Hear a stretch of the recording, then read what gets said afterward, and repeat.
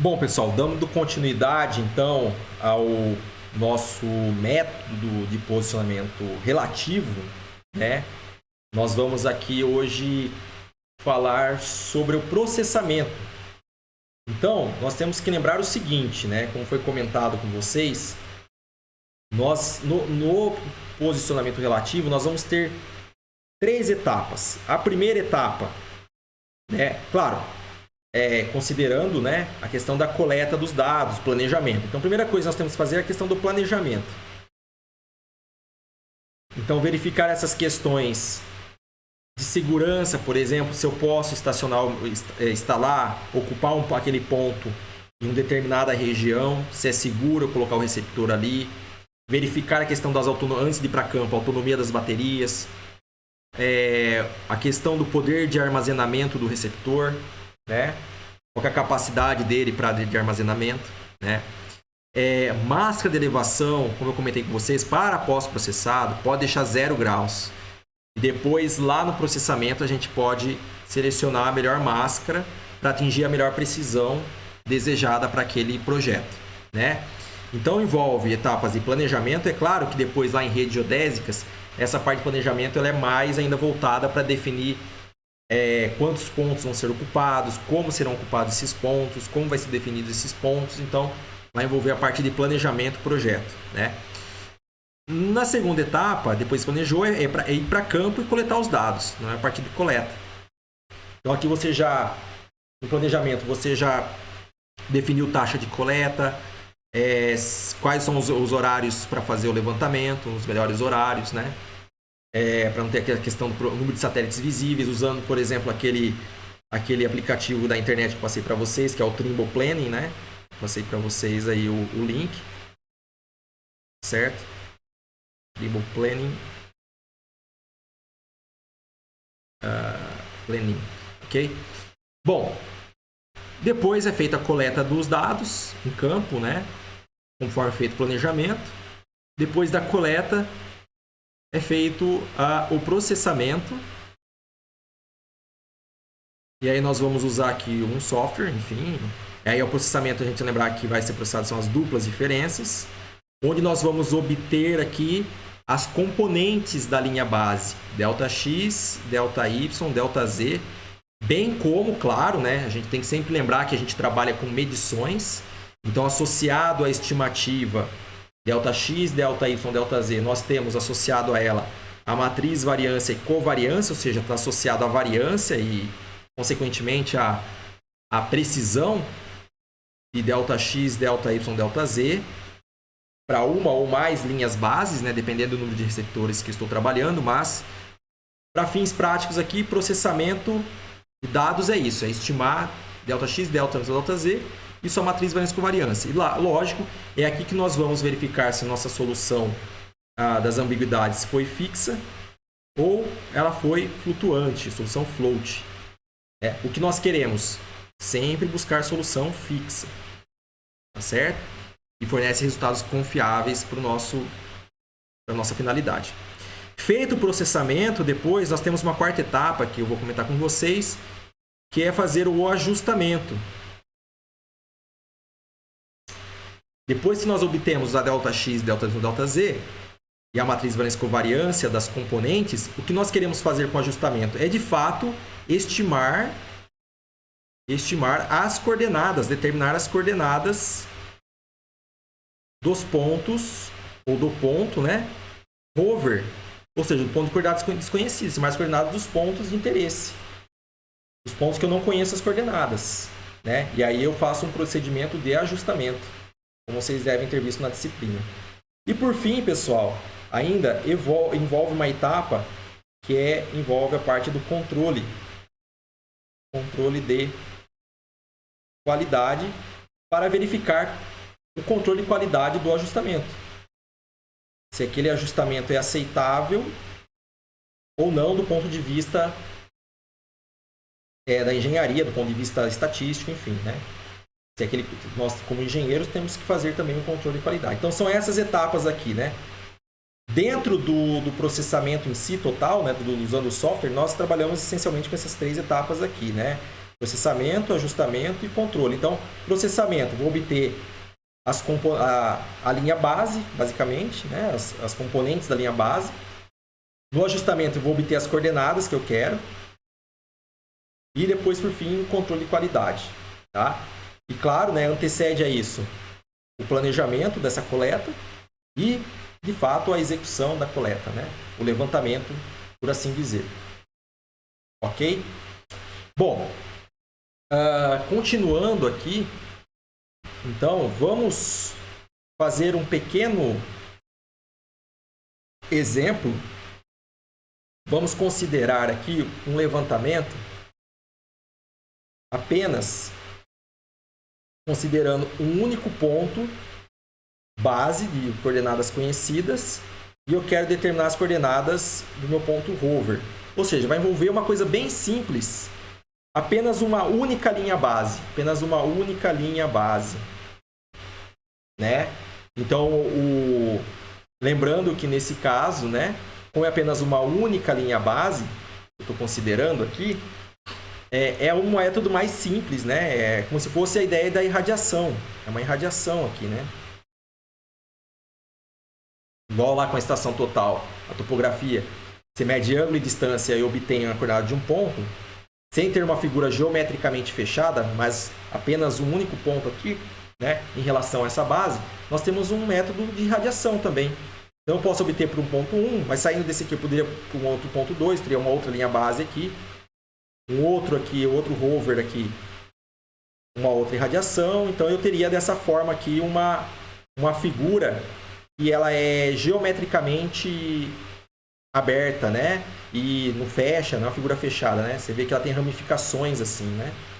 Então, esse tipo de levantamento, né? Ou até esse tipo de rede, pode pensar assim, é um método de irradiação.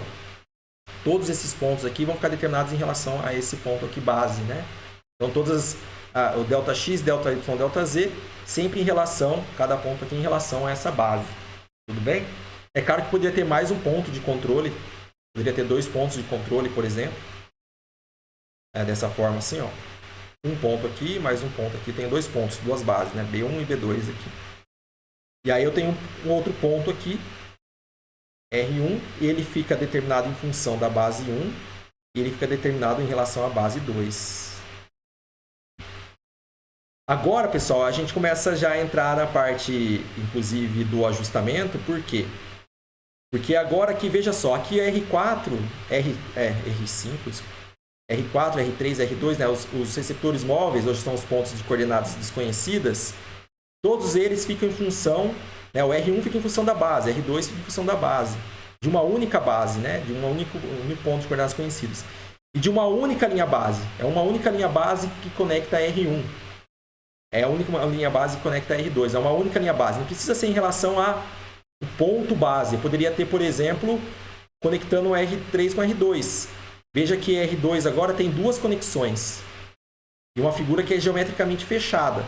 Aí eu já mudei a ideia da irradiação, né? Então, é claro, posso ter esse exemplo. Eu vou chegar nisso já.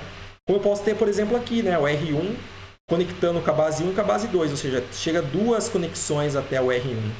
E vindo por 2 pontos, né? De coordenadas conhecidas. Isso é bem interessante também, do ponto de vista do controle de qualidade e do ajustamento, porque você tem uma redundância maior. E a partir de um ponto de controle e uma linha de base, você já determina as coordenadas do R1. Mas qualquer erro no ponto de controle aqui, que você tenha cometido, ou existe algum erro no ponto de controle, ou existe algum erro no processamento, na linha base, isso daqui acaba sendo propagado para o receptor móvel.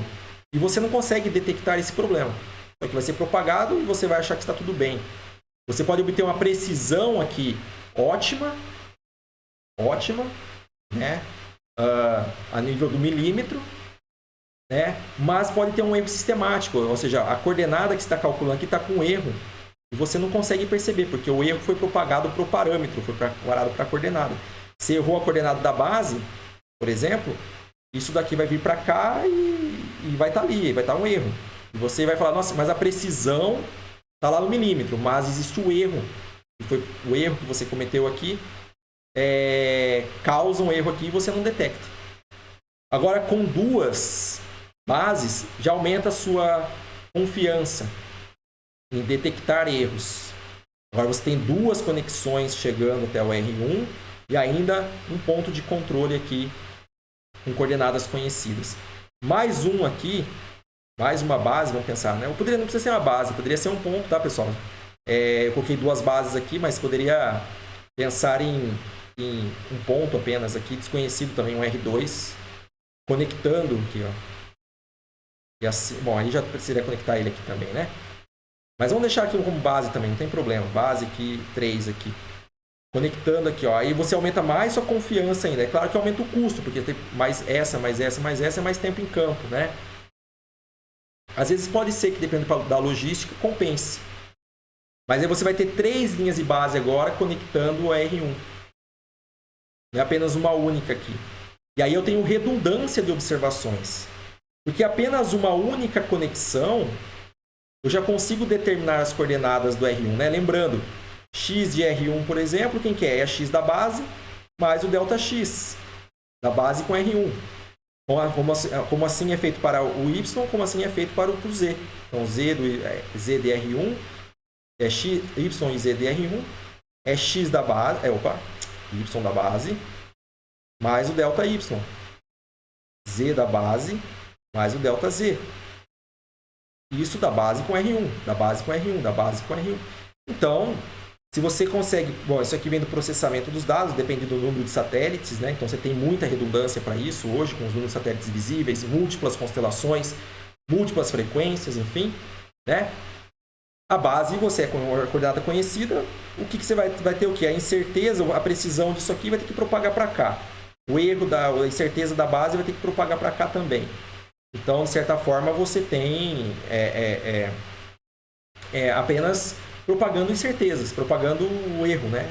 Um modelinho que é linear. Esse modelo é muito parecido com o modelo do desnível, né? Uma rede de nivelamento, né? Você tem lá o ΔH, o H do ponto que você conhece, mais o desnível, a altitude conhecida mais o desnível, você dá a altitude do outro ponto, né? Geometricamente falando. E aqui agora, você vê que o R1 ele tem... aqui é o necessário. Aqui você já tem não apenas uma única conexão, mas você tem essa conexão. Então você tem uma equação dessa aqui para base 1, você tem uma equação dessa aqui para base 2 e uma equação dessa aqui para base 3. Ou seja, você tem 3 ΔX aqui, 3 conexões, né? Chegando até R1. Ok? E aí, claro, você tem redundância. E isso permite você ter mais confiança no seu resultado, permite fazer o controle de qualidade, porque 3 conexões permite você fazer o controle de qualidade, tá bom? Então, isso é interessante do ponto de vista do ajustamento, né? E é mais interessante ainda quando nós temos um caso de rede.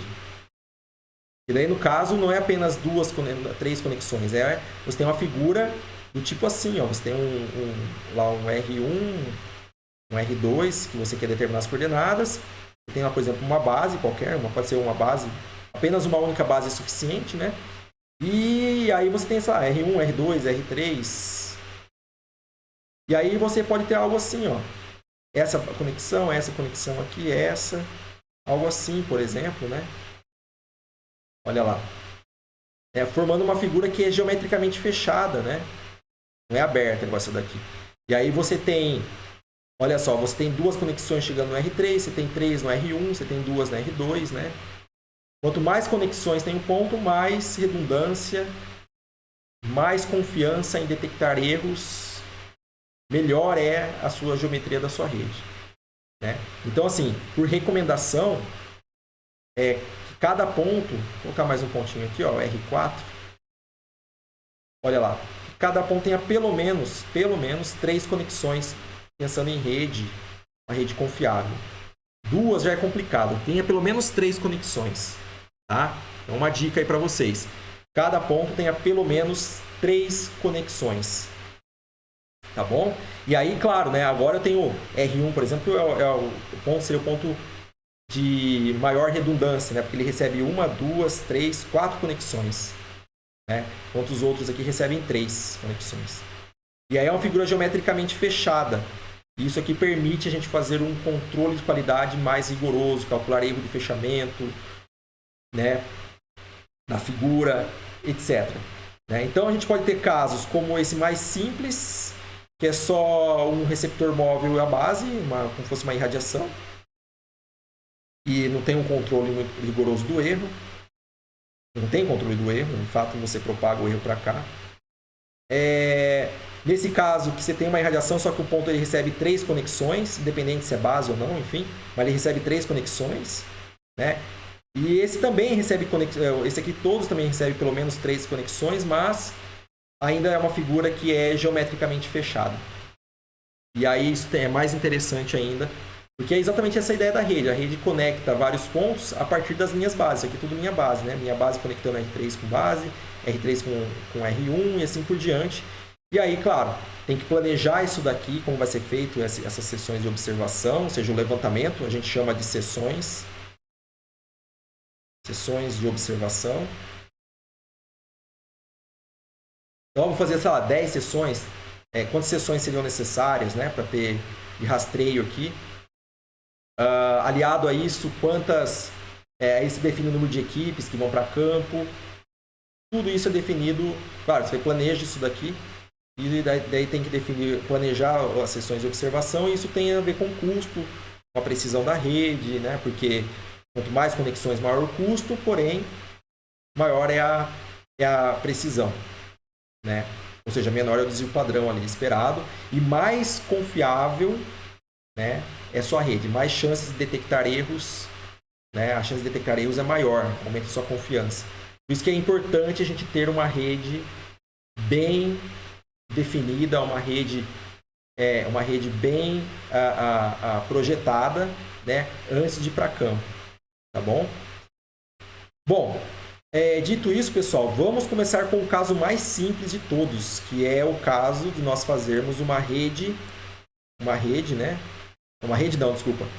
Apenas um ponto de coordenadas, apenas um ponto base de coordenadas e um rover qualquer, claro, posicionamento relativo no modo estático.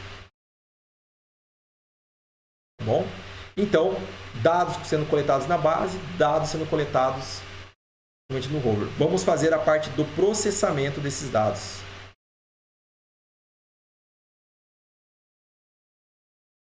Seguido posteriormente para a parte de, claro, o ajustamento, que nesse caso eu vou mostrar para vocês que esse ajustamento não ocorre. O que ocorre, na verdade, é uma propagação apenas.